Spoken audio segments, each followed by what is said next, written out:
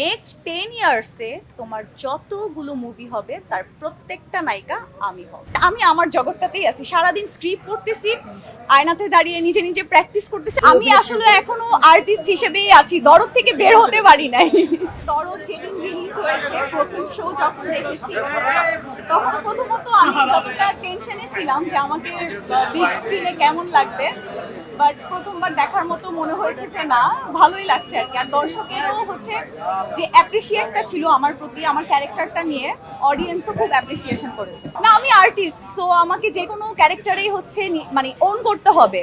আমি যে কোনো ক্যারেক্টার প্লে করতে পারি। আমি আসলে এখনো আর্টিস্ট হিসেবেই আছি, দরদ থেকে বের হতে পারি নাই। যেহেতু শাকিব ভাই আমাদের মেগা স্টার, সুপারস্টার, সো ওই জায়গা থেকে উনি অনেক সিনিয়র আর্টিস্ট, বাংলা ইন্ডাস্ট্রিতে অনেক দিন যাবৎ কাজ করছে, ওনার এক্সপিরিয়েন্সও অনেক অনেক বেশি। ওই জায়গা থেকে হচ্ছে সে আমাদের দরদ সিনেমাতে, দরদের সেটে আমরা তো অনেক বড় একটা টিম ছিলাম, অনেকগুলো কোয়ার্টিস্ট ছিল, বাট সবার সাথে সে এত বেশি কোঅপারেটিভ ছিল যে আমরা সবাই হচ্ছে তার সামনে, আছে না যে এত বড় সিনিয়রের সাথে কিভাবে আমরা ওনার সামনে গিয়ে মানে ক্যারেক্টার প্লে করব, বাট উনি হচ্ছে ওইখানে জিনিসটা এত ইজি করে দিয়েছে যে আমরাও খুব ইজিলি ওনার সামনে আমাদের ক্যারেক্টারটা প্লে করতে পেরেছি, মানে এতটাই সাপোর্টিভ ছিল।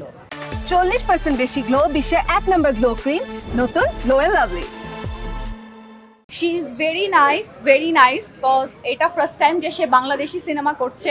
আর তার যে ক্যারেক্টারটা ছিল সেটা বলবো হচ্ছে আমাদের যে বাঙালিয়ান একটা ক্যারেক্টার ছিল সেটা তার ছিল, সেও খুব ইজিলি ওইটাকে ওন করতে পেরেছে। অ্যাজ এ আর্টিস্ট এটাই করা উচিত, অবশ্য যে কোনো ক্যারেক্টারটাই ওন করা উচিত। আর কোয়ার্টিস্ট হিসেবে বলবো সেও অনেক ভালো ছিল, আমাদের সবার সাথে অনেক ফ্রেন্ডলি ছিল, সেটেও খুব ফ্রেন্ডলি ছিল। ওভারঅল বলিউডের যারাই ছিল, যে আর্টিস্টগুলোই ছিল, সবাই খুব ভালো ছিল। এটা বলবো যে আমরা যেহেতু হিন্দি ল্যাঙ্গুয়েজটা আমাদের বাংলাদেশে মোটামুটি সবারই নোন একটা ল্যাঙ্গুয়েজ, এটা আমরা কম বেশি সবাই জানি। সো ওই জায়গা থেকে আমারও একদম না যে হিন্দি একদম জানা ছিল না, আমার জানা ছিল। বাট আমি যখনই হচ্ছে বানারস যাই, আমি আমার স্ক্রিপ্টটা পাই, ওইটা টোটালি হচ্ছে একটা হিন্দি স্ক্রিপ্ট ছিল। আর যেহেতু আমি হিন্দি মোটামুটি জানি, সো ওইখানে গিয়ে এতবার আমি স্ক্রিপ্টটা পড়েছি যে এরপর আমার আর মনে হয় নাই যে আমার মানে ভাষায় আর কোনো প্রবলেম হয়েছে ডায়লগ দিতে। ইনশাল্লাহ সামনে আমি কাজ নিয়ে আসবো, যেহেতু আমার অডিয়েন্সের এত এত এত বেশি ভালোবাসা পেয়েছি। সবাইকে অনেক অনেক বেশি ধন্যবাদ, যে আপনাদের ভালোবাসার কারণেই আমি ওয়েট করছিলাম যে আমি দর্শকের থেকে কেমন রেসপন্স পাবো, তারপরই হচ্ছে আমি আগাবো।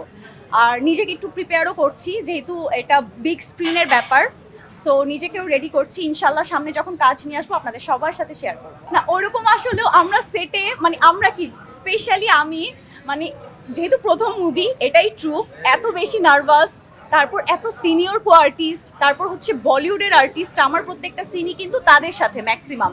সো ওই জায়গা থেকে আমি এত বেশি নার্ভাস, আমি না মনে হচ্ছিল যে আমি আমার জগৎটাতেই আছি, সারাদিন স্ক্রিপ্ট পড়তেছি, আয়নাতে দাঁড়িয়ে নিজে নিজে প্র্যাকটিস করতেছি। আমি সারাক্ষণ মানে ফ্রি টাইমে আমি বা হচ্ছে যখন শাকিব ভাই যখন সেটে ছিল মানে তাকে দেখছি, আমি মানে সারাটাক্ষণ এরকমই ছিলাম। সো ওরকম আমার স্পেশালি কোনো মুভমেন্টস নেই। মেক ইট ইকুয়াল, আমি তোমাকে পুলিশের হাত থেকে বাঁচিয়েছি, আমি তোমাকে মিডিয়ার হাত থেকে বাঁচিয়েছি, সো এখন এটা বরাবর করতেই হবে। সো নেক্সট 10 ইয়ার্সে তোমার যতগুলো মুভি হবে তার প্রত্যেকটা নায়িকা আমি হব।